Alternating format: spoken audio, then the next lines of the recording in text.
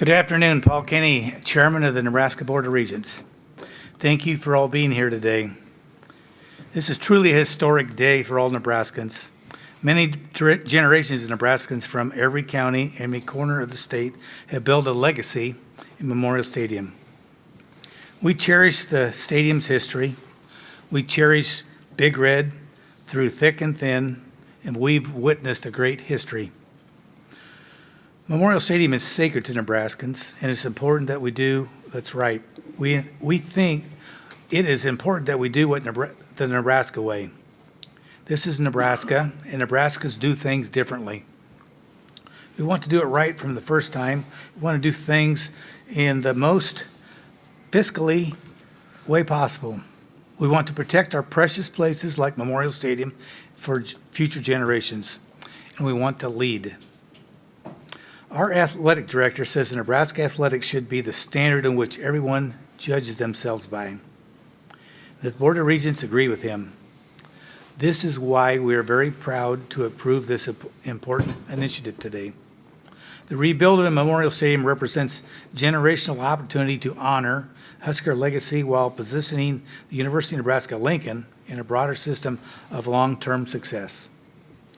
Nebraska Athletics is a unique engine and strengthens the entire system, driving enrollment, engagement, and statewide economic benefit without any academic or taxpayer resources. I'll repeat that, without any academic or taxpayer resources. Quality of athletic programs and facilities create a great fan experience. A great fan experience drives higher enrollment and retention. Higher enrollment and retention establish financial security for the entire system. Financial security paired with higher enrollment, class sizes build opportunities for academic programs, more research, and more investment in our university. An updated stadium will strengthen Lincoln's economy by attracting more visitors, boosting businesses for local residents, hotels, shops, and creating new jobs throughout the tourism and event activities. Facts are clear. The Board of Regents are so proud to approve this historic initiative. We have a great day ahead for Nebraska football and our entire university. Thank you. Dr. Gold. Well, thank you, Regent Kenney, and thank all of you for being here today. It's an incredible honor, and I can tell you, as your university system president, I'm incredibly proud to be with you today, the results of our Board of Regents meeting, and to share a few thoughts. And I agree with Regent Kenney that today is a historic day, not just for Husker athletics, but for the University of Nebraska and for all of Husker Nation. Memorial Stadium is, as we all know, iconic in Nebraska and across all of college athletics, and this project is both ambitious and strategic. The Big Red rebuild, as we call it, is a fan-driven, once-in-a-multi-generation investment that modernizes Memorial Stadium while preserving the legacy and ensuring that it remains a premier destination for collegiate athletics and other year-round events, as you see what's going on behind us today in preparation for tomorrow night. This project will help us to attract and retain students, faculty, and staff to compete athletically, but in the classroom and in the research labs at the highest level, and to generate even more significant economic impact across our city, our region, and our state. The Big Red rebuild will deliver these long-term benefits without, as you heard, relying on taxpayer or tuition-generated dollars, and will serve to better support the key aspects of UNL athletics programs in an increasingly competitive world. And I don't need to tell you folks about the impact of the NIL, the transfer portal, and so many other things. And just as importantly, it'll provide an absolute incredible experience for our fans for decades to come. In all, the Big Red rebuild represents an important step on our odyssey to the extraordinary that we launched across our system nearly 2 years ago. Of interest to you, the University of Nebraska has over a $12 billion annual economic impact across the state, if you include all of our entities, including our healthcare delivery components. We graduate over 11,000 students, and very soon as commencement approaches, it'll be another crop of 11,000. We support over 50,000 direct and indirect jobs and generate over $175 million in state and local tax revenue.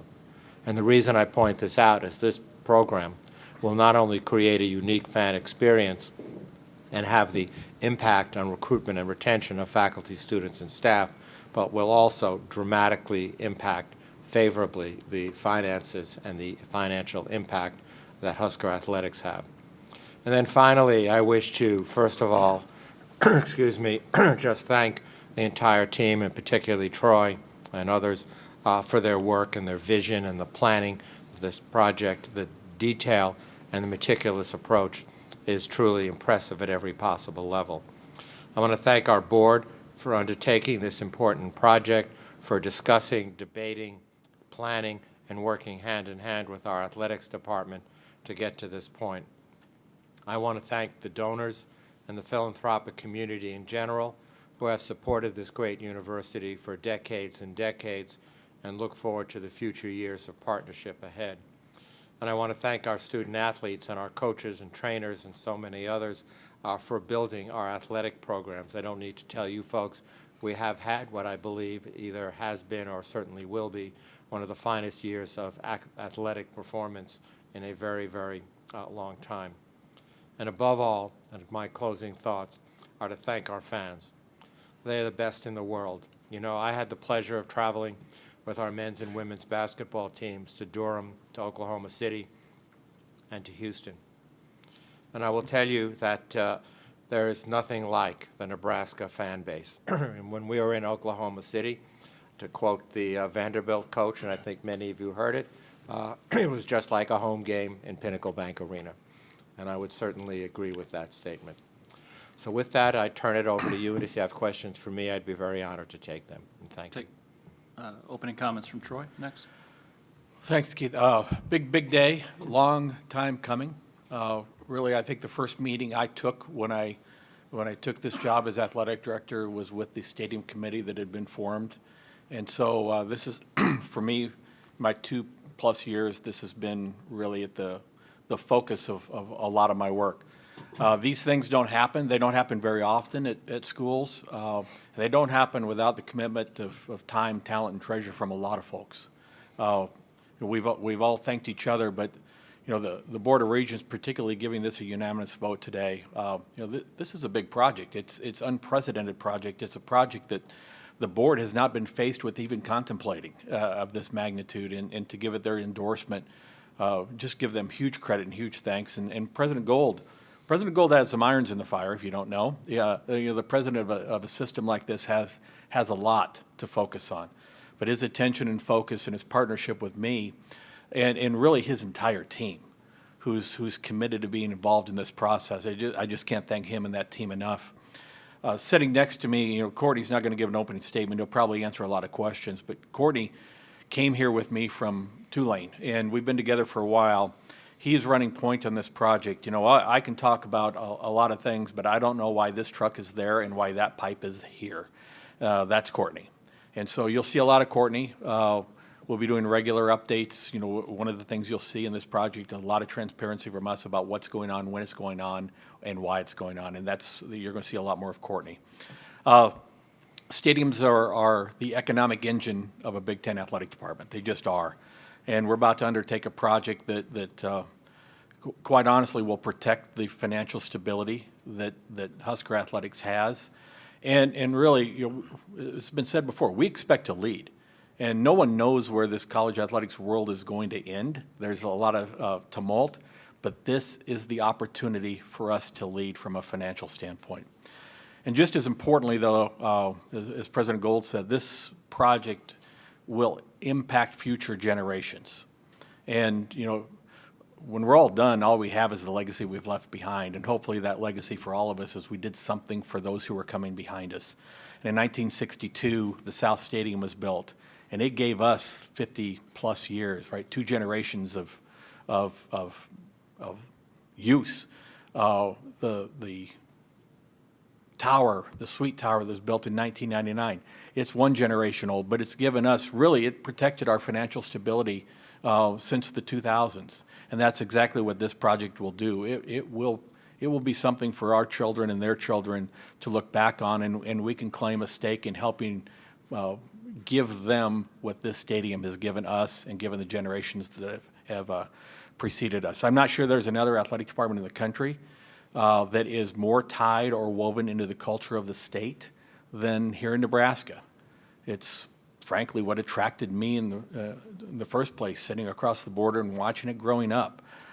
With that said, that privilege comes with responsibilities, and that is protecting the programs and protecting the facilities. And so it's a natural and it's a very important thing in what we're about to do. Some of the nuts and bolts, as you all know, the details by now, the south comes down, the west inside the tower, all the seating areas come down immediately upon conclusion of this season, whenever that is. There's not going to be any fancy explosions. We're not dynamiting anything. It will be a very systematic teardown. Just keep in mind one thing. On the west side, that bowl, it may have been dressed up on top. It is 100 years old underneath. No one really knows what we're going to find when we get underneath of there. So everything will be very systematic and very carefully structured in order to make sure that we unpack this thing in a way that doesn't cause us additional heartache. I have great faith. We've talked about the timeline some in the last week. I have great faith in the timeline because Kiewit's involved. It's a Nebraska company. It's Nebraskans building this thing for Nebraskans. It will come in on budget and it will come in on time, and that is why Kiewit is a part of this project. They estimate to me that 75% of the companies that work on this project will be Nebraska companies. They estimate to me that 95% of the workers who work on this will be Nebraskans. The economic impact, $1.1 billion of this project alone. The athletic department on an annual basis adds $600 and some million of economic impact. This is a massive project. It's 7,000 jobs. There's a lot of benefits. The benefits will be felt immediately from that economic impact. I think 25 of Kiewit's top employees that are assigned to this are Nebraska grads. They'll have 10 interns working this summer on this project, including 3 student athletes. So again, the Nebraskans building this for Nebraskans, and Nebraskans designed this. HDR is the lead architect. We've unveiled 3 pictures, right? They're here for you. As we unveil more and more over time, you're going to see why we're so happy with what they've been able to bring us from a design standpoint. And design standpoint, how it looks, but actually how it functions as a stadium.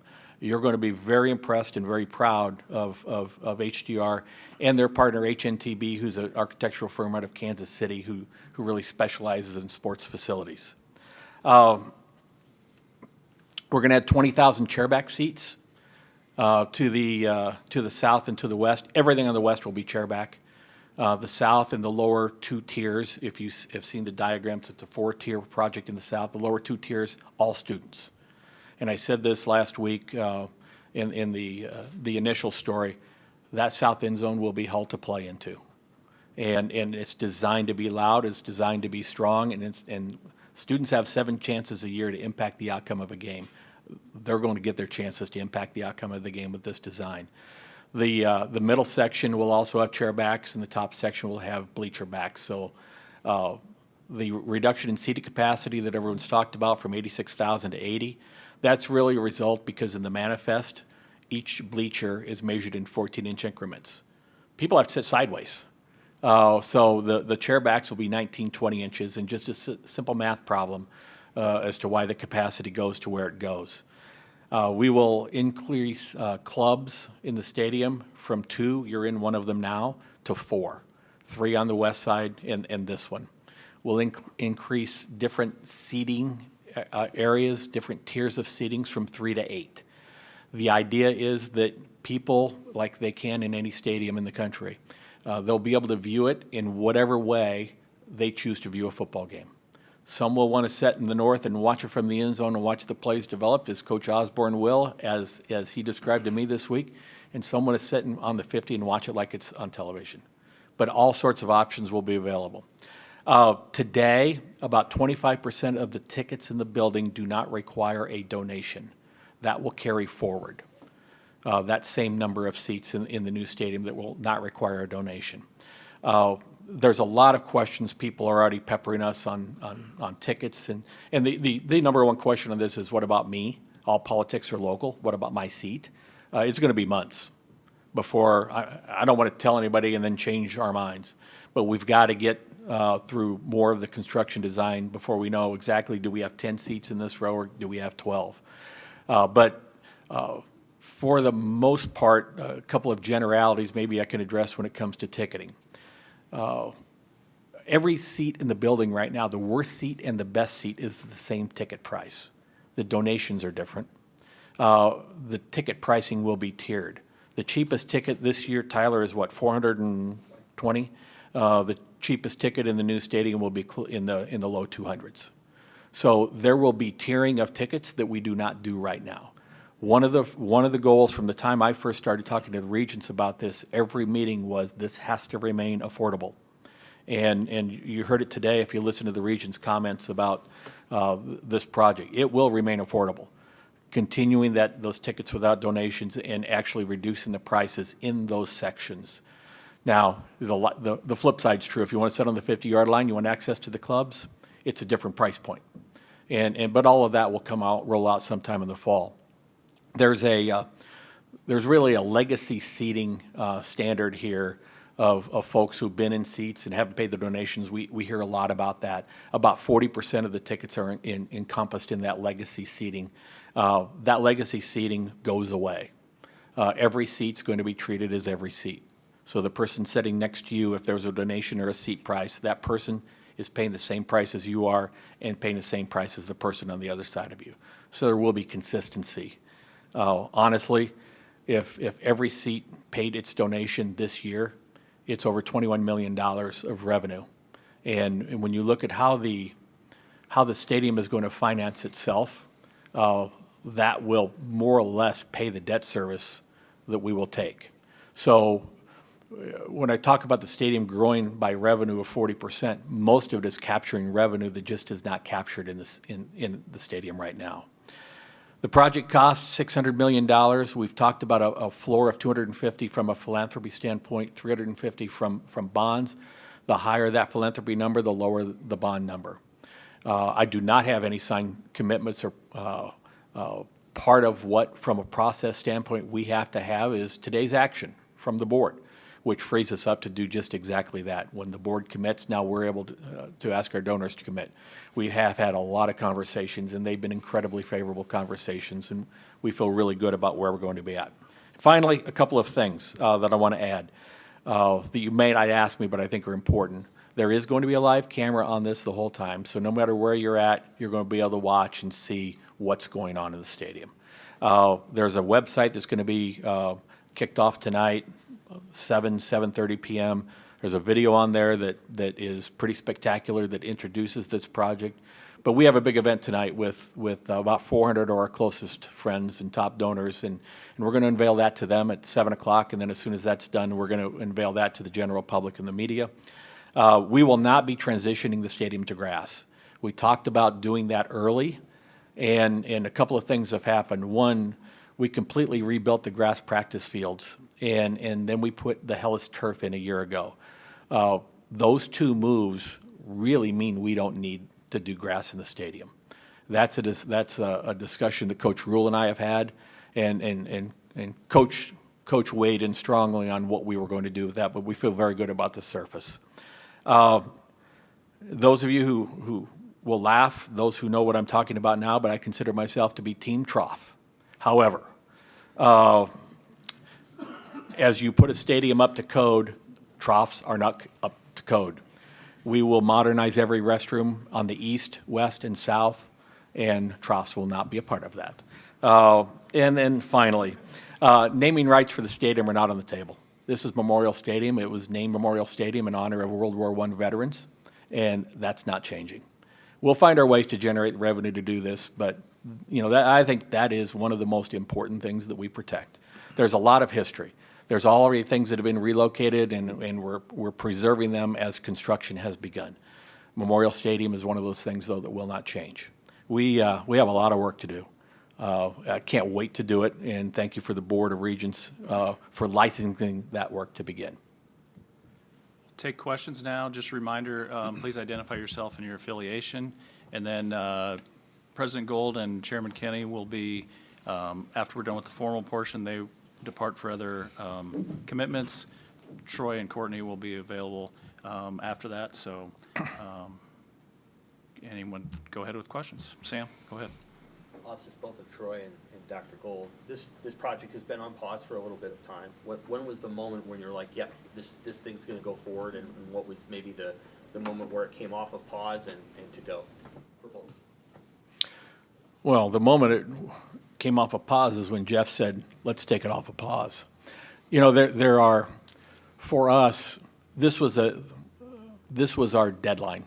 In order to procure steel and concrete, prefabricated concrete that we're going to need to get this going, we have to order it now. So we could have done this at any time. I would tell you, I think we were probably ready last June. We could have done this at any point in time. But I will tell you, there's a lot of things at a university that happen, and all these things need to be coordinated. You know, we don't operate in an athletics vacuum. And so when it was time, it was time. That time actually served us very well. Just how in the first several months of post-house settlement, the importance of the financial model has been magnified by 5. There was tweaks here and there we continue to find, and that goes back to the 100-year-old stadium.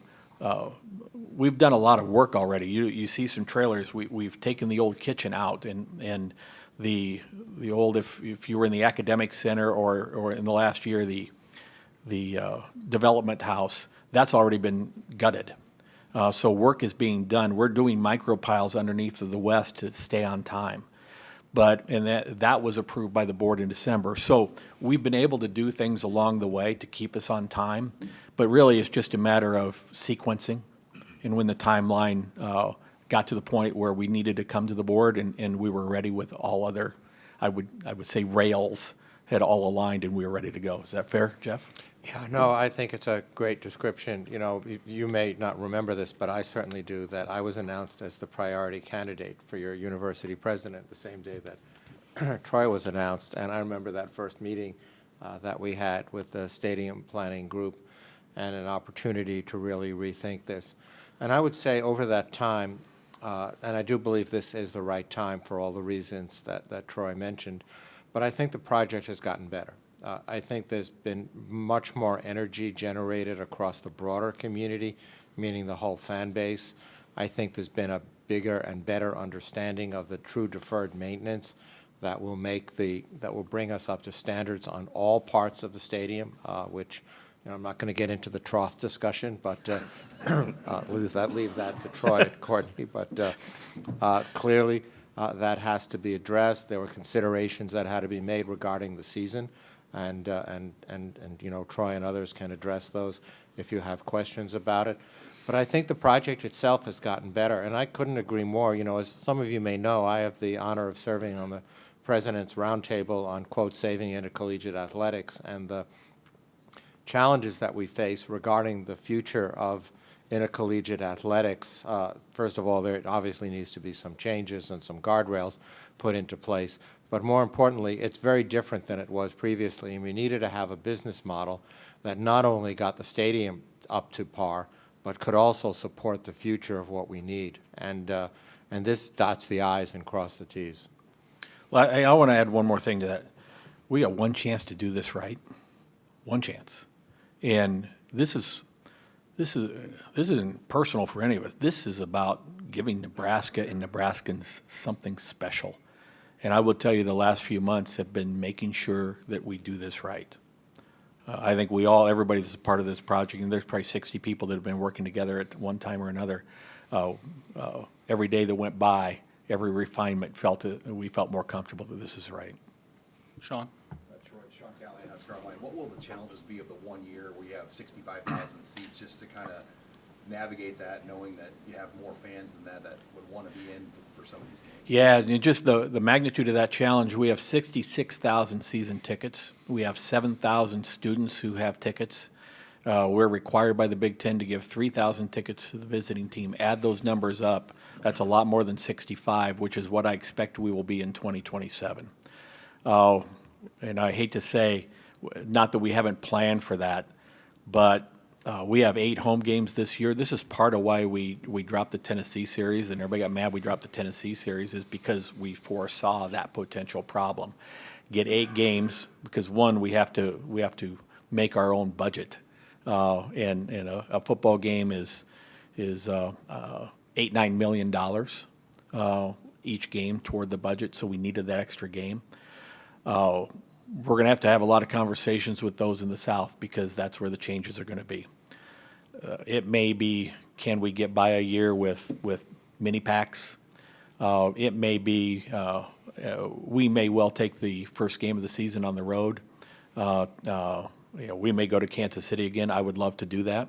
And if we could, there may be make good opportunities for some of our ticket holders. Hey, and Jeff said this, we got to take care of our fans, we got to take care of our ticket holders.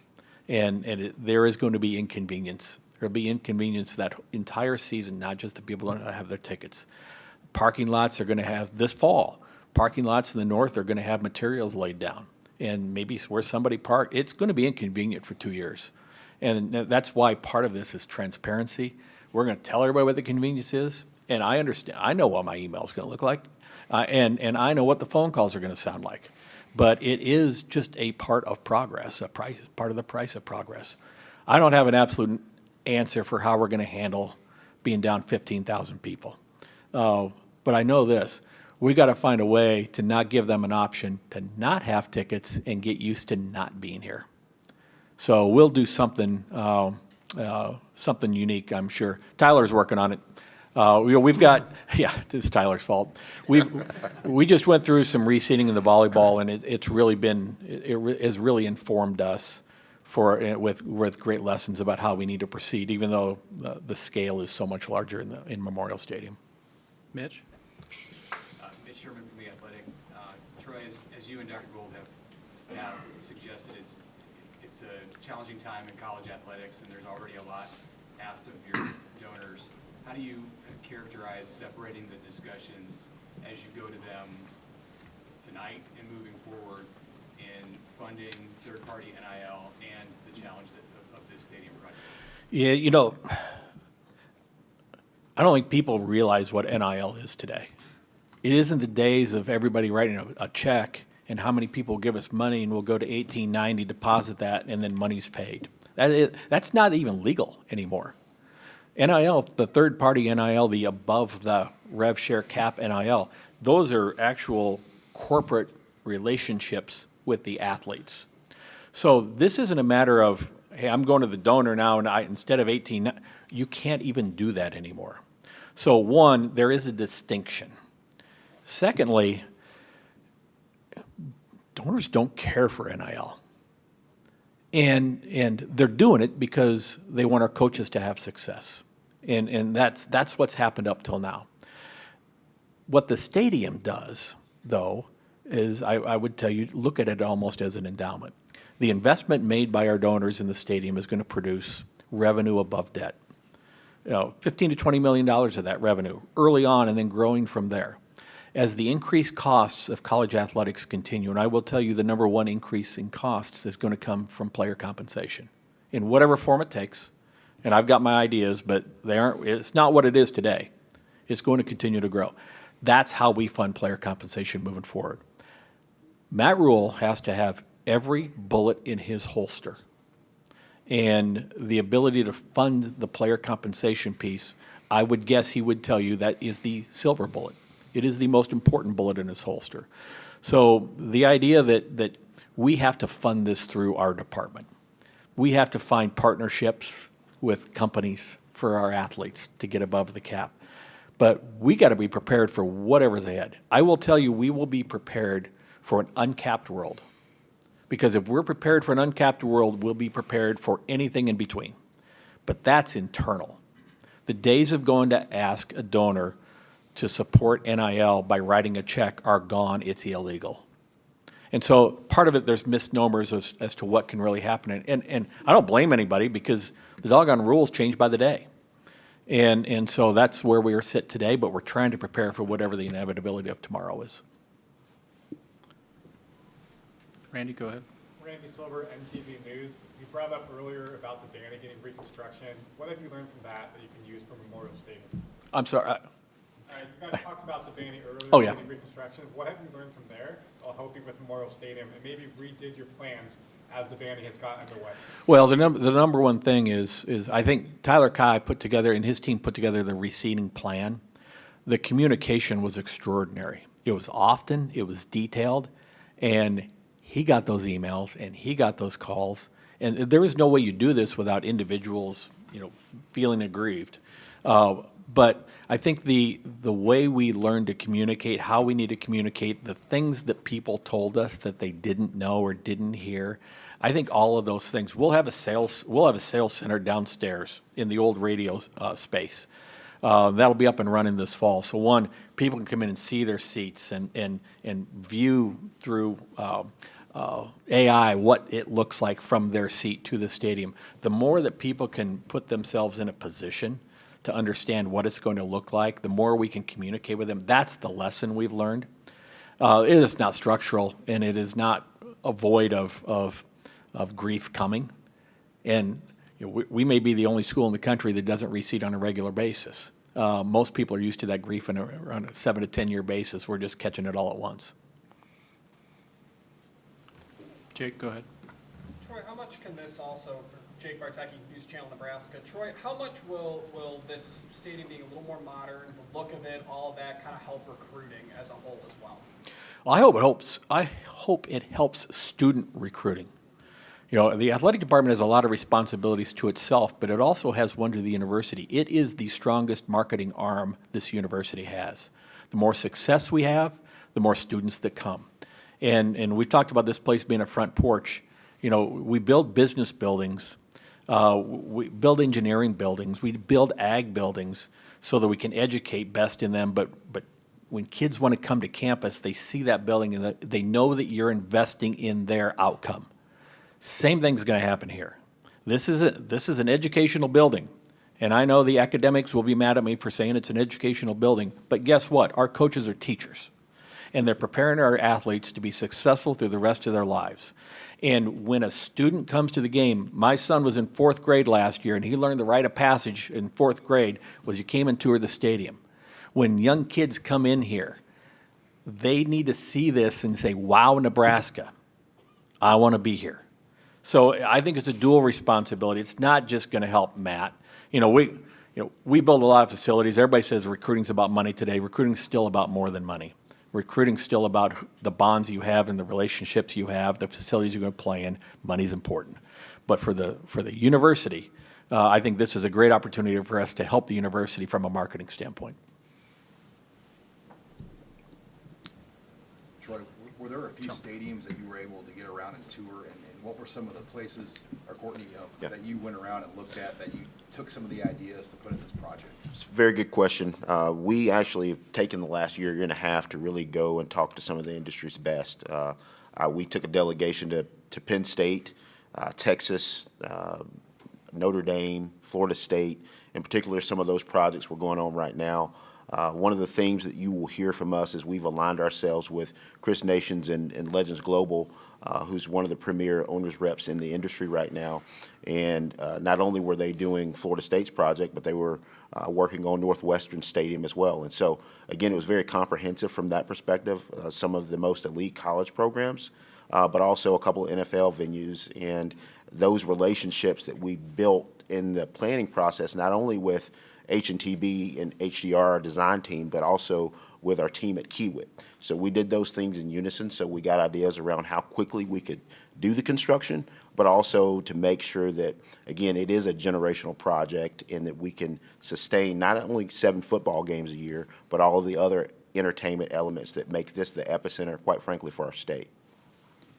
Got about 5 more minutes for questions up here. If there are other questions for Dr. Gold or Chair Kenney, I invite you to address those while they're at the podium. Anything else? All right, thank you for being here. And You're welcome to stay and work here for about another hour for the media, and then appreciate your time and coming today. And go Big Red, right? Go Big Red.